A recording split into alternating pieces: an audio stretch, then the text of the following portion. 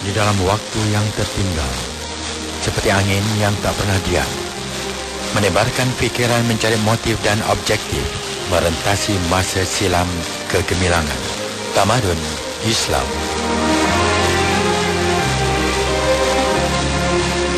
Assalamualaikum warahmatullahi wabarakatuh. Kita bersama lagi merancangan mingguan Taman Islam, siaran dari Suara Islam Kuala Lumpur bersama Dr. Marofa Ismail dari UPM Sedang, Selangor. Selamat malam, Doktor. Apa khabar? Ya, terima kasih. Alhamdulillah.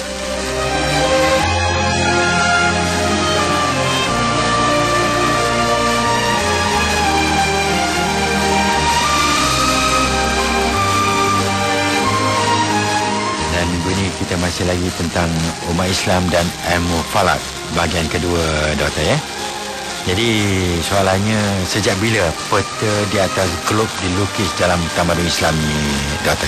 Ya, terima kasih. Bismillahirrahmanirrahim. Globe ialah berkaitan dengan bumi. Globe bumi ini dilukis di atas peta buat pertama kalinya oleh Al-Biruni.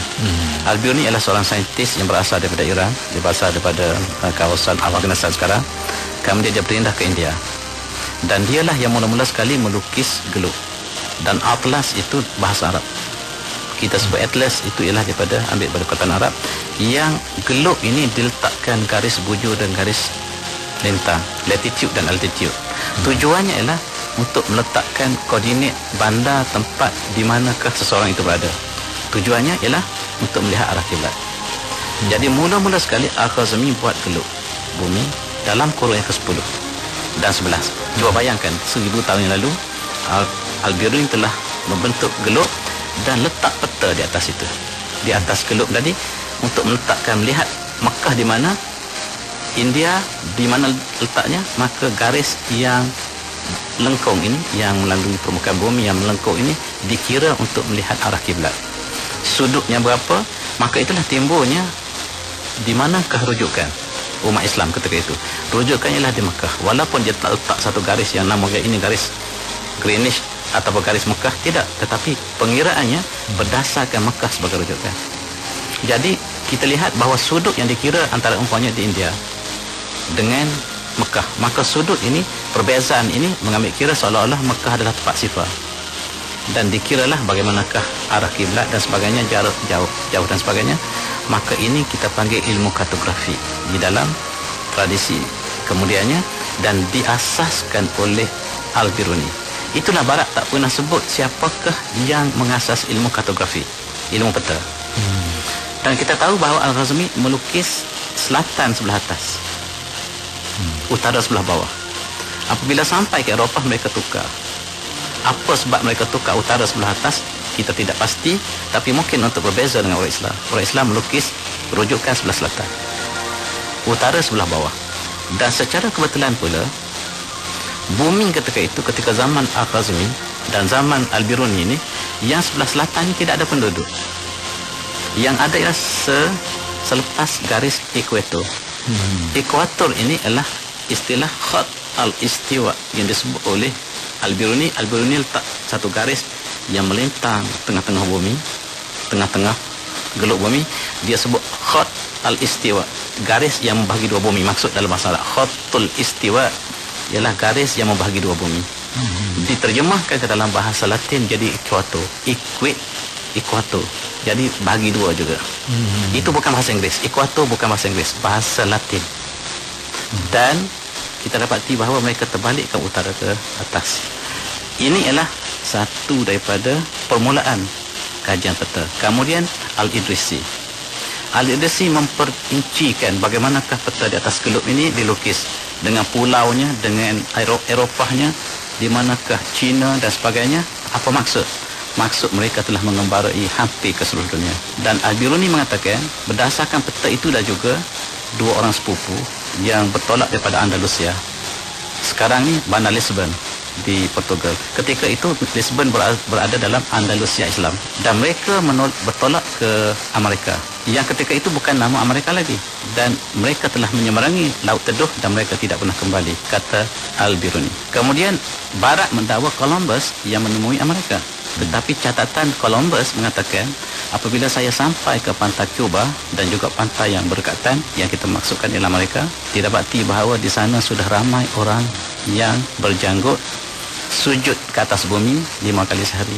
Bermaksud dia telah temui orang Amerika penuh dengan orang Islam ketika dia sampai dalam kurun yang ke-16. Apa maksudnya? Maksudnya lah Amerika telah didiami lama oleh orang Islam. Nama di Amerika pun nama Islam. Tallah Hennessy, ada satu bandar di Amerika bernama Tallah Hennessy. Allah itu kata Arab. Apabila kita bersumpah kita sebut Tallahi, Wallahi, Wabillahi, Watallahi. Watallahi itulah namanya masih kekal di Amerika sampai hari ini. Tallah Hennessy namanya. Ini menggambarkan bagaimana catatan yang dilakukan oleh Columbus berdasarkan peta yang dilukis oleh ahli-ahli Muslim, maka kita dapati bahawa memberi pertolongan kepada pengembara yang datang kemudian untuk menjelajah dunia.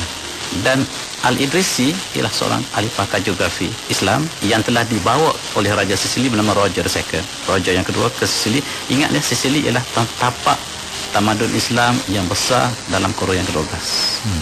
Dan Raja Roger ini walaupun dia seorang raja Kristian, tetapi keliling dia adalah semua Muslim. Satu toleransi yang cukup cantik ditunjukkan oleh Roger di barat ialah dia seorang raja Kristian, tetapi seluruh istananya ialah ilmuwan Islam. Dibawanya untuk mengajar seluruh penduduk istananya dan juga semua pegawainya supaya mempelajari ilmu yang ada di dalam, khususnya antara ilmu astronomi Muslim dan juga ilmu geografi. Dan Raja Roger ini meminta kepada Al-Idrisi supaya membina sebuah geluk bumi yang besar. Dan dia buat daripada perak. Ini adalah bukti yang masih wujud sampai hari ini. Kalau tak silap saya, geluk daripada perak ini disimpan di Science Museum of London. Dan dicatatkan peta dunia ini dirakamkan, dibentuk dalam kurun yang ke-12. Alangkah salahnya fakta sejarah yang mengatakan Magellan yang mula-mula mengelilingi dunia kurun yang ke-16 sampai ke Filipina dan terusnya memusing dunia. Itulah satu catatan yang propaganda barat. Demikian juga Columbus yang sampai ke Amerika pertama kali juga satu mitos untuk menjadikan Amerika barat adalah mempunyai budaya pelayaran yang sangat unggul. Sebenarnya tidak. Sedangkan orang Cina, Cheng Ho, Panglima Islam pun telah sampai ke banyak bahagian dunia sejak daripada kurun ke-15. Bahkan mengikut Al-Biruni tadi, sepupu keluar ke Amerika sejak daripada kurun ke-10. Bagaimanakah peta dunia dapat dilukis di atas geluk kalau mereka tidak mengembara? Bahkan nama-nama sebahagian besar di dalam kawasan dunia hari ini masih kekal dengan nama Arab. Contohnya adalah Siberia. Siberia ada nama asalnya Sobariyah. Bahasa Arab yang duduk kawasan terpencil di utara yang sangat sejuk. Tentera Islam sampai di sana, mereka terpaksa sabar untuk menunaikan solat dan sebagainya. Mereka sebut Sobariyah, sekarang sebut Siberia. Apabila kita lihat di Albania, itu nama masih kekal, nama Alban. Alban inilah padang rumput ataupun ternakan susu. Yang Albania namanya Brazil, asalnya Brasilia. Hawaii, Hawaii ini masih kekal nama Arabnya Al-Hawa. Hawa ini adalah udara yang nyaman. Sebab pelayar Islam telah lukis peta dan menamakan Al-Hawa yang kekal sekarang Hawaii. Pula Hawaii itu masih kekal dengan nama Arabnya sampai sekarang. Begitu juga dengan banyak kawasan-kawasan di dunia yang membawa Arab. Di kawasan kita lagi banyaklah. Johor itu Jauhar. Kalau Manila itu Ya Amanillah. Kalau Dasik Toba itu Ya Toba. Cantik indahnya. Dan inilah di sebalik nama ada cerita. Dan cerita ini ada hubungan dengan sejarah pelayaran umat Islam. Dan kalau kita perhatikan nama-nama di atas geluk ini banyak membawa nama Arab. Bahkan Moskow ini katanya datang dari perkataan Miskun, kesturi. Sebab Moskow juga asalnya adalah bumi Islam. Begitu luasnya Islam berkembang dalam kurun yang ke-11, 12, 13, 14, kemudian berhenti di kurun yang ke-15 dan 16. So kita hidup kurun yang ke-20, kita sudah hilang daripada sejarah tamadun ini sehingga kita rasakan asing. Kita lihat sebut Spanyol seolah-olah tak ada hubungan dengan umat Islam, sedangkan itu namanya Andalusia Islam pada masa dulu.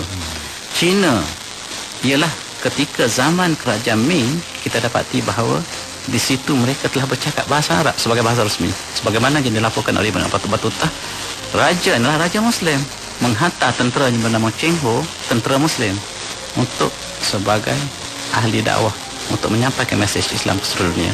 sejarah ini tidak ditulis dengan cantik dalam sejarah pemikiran umat Islam. Sebab yang menulis ialah mereka yang datang kemudian, yang menulis berdasarkan kepada keadaan semasa. Mereka tidak mengalami peristiwa yang sebenarnya, dan manuskrip yang wujud, kadang-kadang sejarah yang sebenarnya sengaja diselewengkan untuk tujuan-tujuan tertentu. Maka kita dapati bahawa termasuklah di dalam pelajaran ini, bagaimanakah geluk dilukis pada mulanya tidak ada membawa mesej tamadun Islam sama sekali hari ini.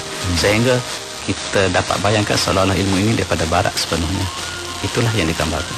Apakah sumbangan Muslim dalam bidang falak ini, Datuk? Kalau kita nak lihat secara satu persatu memang cukup salah. Sebab kalau kita perhatikan buku yang tulis oleh seorang saintis atau ahli sejarah Amerika bernama George Sutton, buku ini ada 11 jilid tak silap saya. Sebahagian besar daripada buku ini menceritakan tentang sumbangan umat Islam. Seluruh pemikiran sains dunia ini dikumpul dalam 11 jilid. Kalau tak silap saya, hampir separuh daripada buku itu ialah tentang pencapaian umat Islam. Begitulah besarnya sains dan teknologi umat Islam dibandingkan dengan seluruh umat di dunia. Sebab tamadun Islam berkembang selama 1000 tahun. Daripada kurun yang ke-7 sampai ke kurun yang ke-17. 1000 tahun. Tamadun Amerika sekarang berapa lama? Dia bermula pada 1940 sampai 2000, baru 60 tahun. Tamadun Rusia bermula pada 1900 sampai 1970, 70 tahun. Selepas 70 tahun berkecai, Soviet Union telah berpecah. Tamadun tak pernah lama, dan tidak ada satu tamadun di dunia yang menandingi tamadun Islam yang hidup selama 1000 tahun. Dan tentulah pencapaian 1000 tahun nak banding dengan pencapaian 70 tahun yang dicapai oleh Rusia, tentulah tidak dapat dibandingkan. Bahkan kalau kita ikhlas dalam kajian ini, kita melihat siapakah yang mengasas kebanyakan ilmu sains dan teknologi dunia. Jawapannya istilah-istilah masih kekal dalam bahasa Arab, sebagaimana yang kita bincang dalam ruangan yang lepas, terutama dalam kimia, dalam fizik dan sebagainya. Kita dapati bahawa kekal dalam istilah Arabnya tanpa kita sedari, seolah-olah istilah ini adalah datang daripada barat. Umpamanya azimuth. Azimuth ini datang pada istilah Arab. Azim di dalam bahasa Arab disebut azim disebut dengan bentuk yang lain azim, akhirnya di azimah ataupun zenith, itu istilah Arab. Akrab datang pada Aqrab, bintang Scorpion itu disebut akrab ataupun Scorpion sekarang. Ini adalah datang daripada Aqrab Arab, dan ini menunjukkan bahawa sumbangan umat Islam, kalau kita nak perincikan, cukup banyak. Para pendengar mungkin boleh merujuk pada buku George Sutton yang saya maksudkan tadi, dan boleh buka. Sahaja dengan membelik halaman sahaja kita tidak mampu untuk menyelesaikan sumbangan umat dunia pada sains teknologi, termasuklah sebahagian besar dalam buku ini memaparkan sumbangan umat Islam. Satu-satunya penulis Eropah yang adil tentang sejarah ini ialah George Sutton yang kita sebutkan tadi. Orang lain kebanyakan yang bias, dia tak nak sebut, dia cuma silent. Macam penemuan tentang nama-nama bintang di langit masih kekal dengan nama Arab. Hampir 90% bintang yang ada di atas langit hari ini masih menggunakan nama Arab. Menunjukkan ini menggambarkan siapakah yang mengasas ilmu ini. Dan ilmu yang berkaitan dengan nama-nama bintang ini adalah ilmu falak. Dan inilah di antara sumbangannya. Dan umat Islam telah sampai kepada satu pencapaian bahawa mereka dalam kurun yang ke-15 telah mengetahui bumi mengelilingi matahari. Dan ini disebut oleh Zarqali. Dan Al-Biruni sebelum itu telah memberi ramalan bahawa bukan matahari yang mengelilingi bumi, tetapi bumi yang mengelilingi matahari. Sebab data-data yang dicerap oleh Al-Biruni tidak menunjukkan bahawa matahari mengelilingi bumi, tapi sesuai dengan bumi mengelilingi matahari. Kemudian dikaji oleh Zarqali, dan dia menyatakan bahawa bumi mengelilingi matahari, yang kita sebut sebagai teori heliosentrik. Kemudian seorang saintis Iran bernama Abu Al-Wafa Al-Buzajani, dia menyatakan bahawa bumi mengelilingi matahari dalam bentuk elips, yang kemudiannya barat mengatakan ini ditemui oleh Copernicus. Tidak benar. Copernicus datang selepas Al-Biruni, lepas daripada Zarqali, bahkan dia hidup dalam kurun yang ke-17. Galileo juga mengatakan demikian, sebab rupa-rupanya mereka merujuk buku Ibn Haytham, sebagaimana yang kita bincang dalam pertemuan yang lalu, bahawa barat banyak merujuk tentang ilmu astronomi berdasarkan pada karya Ibn Haytham dan juga karya-karya Al-Zarqali yang dibawa ke Eropah, tetapi mereka tidak adil dalam rujukan. Kita apabila kita merujuk karya yang terdahulu, kita terpaksa memberitahu saya rujuk buku sekian. Barat satu sifat dia adalah prejudis. Dia tidak merujuk, tidak memberitahu rujukan asalnya. Sehingga mereka yang menulis sejarah menganggap bahawa Copernicus lah yang mula-mula mencipta teleskop. Sedangkan balai cerak telah wujud beribu buah tempat dalam zaman tamadun Islam sampai daripada Baghdad sampai ke China. Ini nak tengok dengan apa kalau tidak ada teropong? Kalau tidak ada teleskop. Yang kita lihat ilmu optik yang diasaskan oleh Ibn Haytham antaranya adalah untuk mencipta cermin mata dan juga untuk membesarkan objek. Ini termasuklah untuk melihat objek yang jauh. Ini adalah di antara sumbangan umat Islam. Selain daripada mereka bukan sahaja mengatakan bumi mengelilingi matahari, tetapi bumi membuat condongan. Dia tidak straight apabila dia berputar mengelilingi matahari, tetapi dia membuat kecondongan disebut sebagai mailul a'za. Kecondongan yang paling maksimum dikira sudutnya adalah 23 darjah. Dan sudut inilah yang menyebabkan bumi ini ketika dia mengelilingi matahari, dia bukan tetap tetapi dia berputar dan juga mempunyai kemiringan yang berbeza-beza untuk membentuk 4 musim setahun. Dan ini diperjelaskan oleh saintis Muslim, antaranya lah oleh Al-Khuzajandi dan juga oleh Al-Batani dan juga oleh beberapa tokoh yang lain, sehingga mereka juga telah sampai kepada cerapan bintang. Zich itu adalah jadual bintang, mereka telah kumpul dengan banyak dan mereka telah memberikan kepada satu generasi ke satu generasi.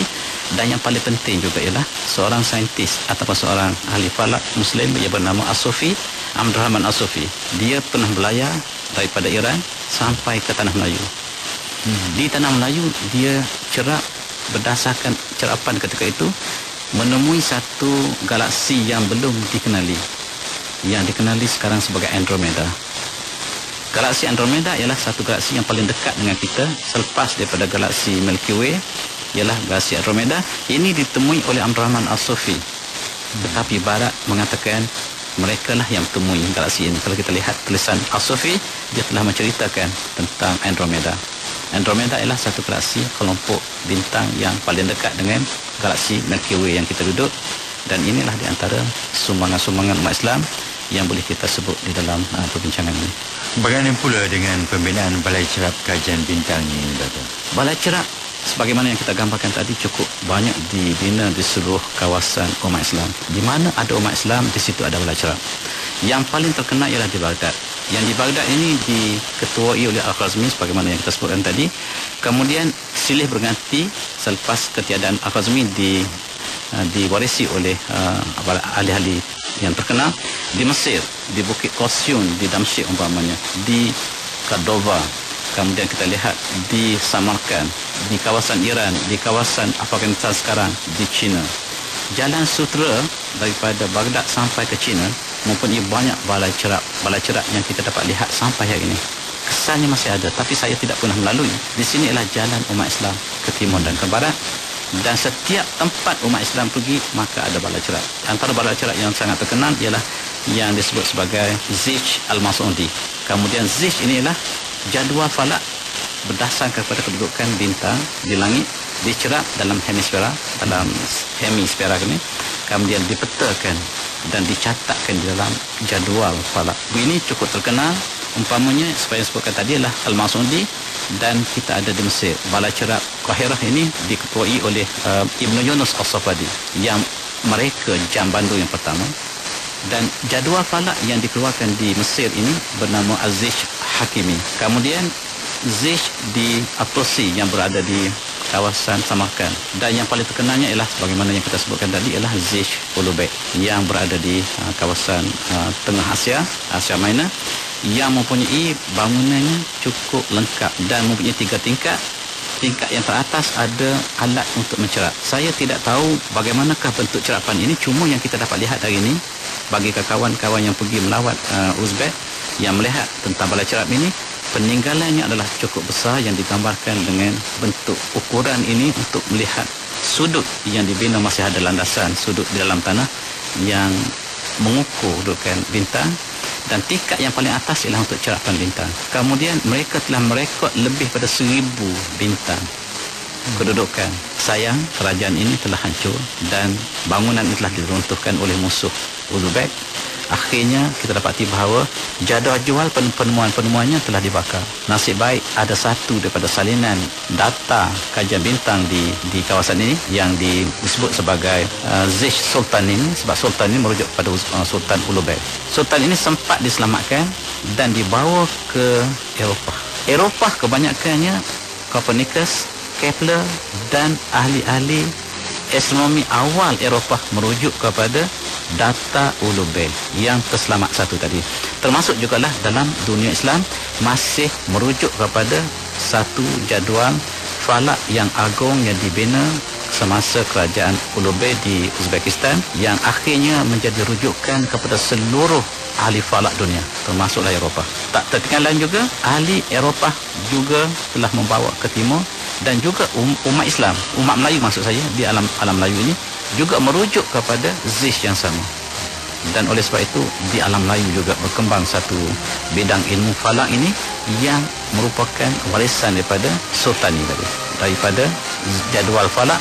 Dan kita lihat bahawa ahli falak Melayu kita terkenang, ramai juga ahli falak kita yang muncul sama kemudiannya membuat kajian tentang ilmu ini, sebab kita juga memerlukan ilmu yang sama seperti umat Islam yang lain, sebab alam Melayu ialah sebahagian daripada kesinambungan, sambungan daripada tamadun Islam yang induk, dan kita juga telah menyumbangkan sesuatu dalam dunia falak.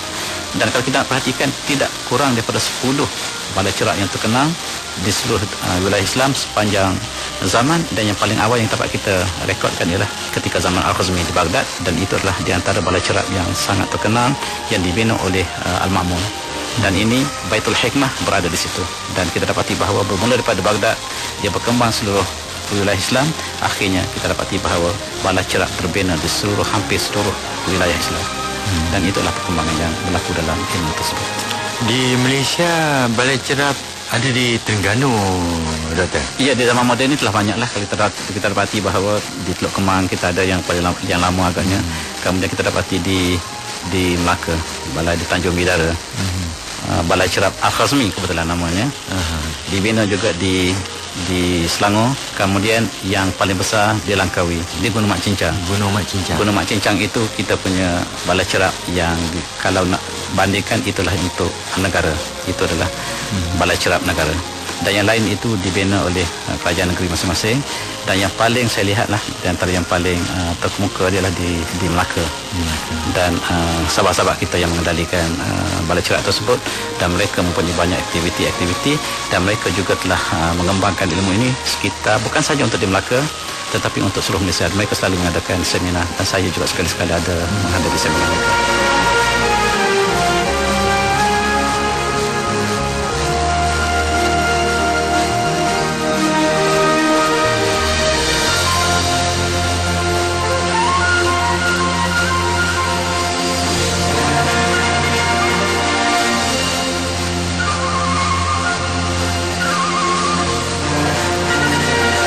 Saudara, sekian yang sempat kita bersama mengisi Taman Islam. Siaran dari Suara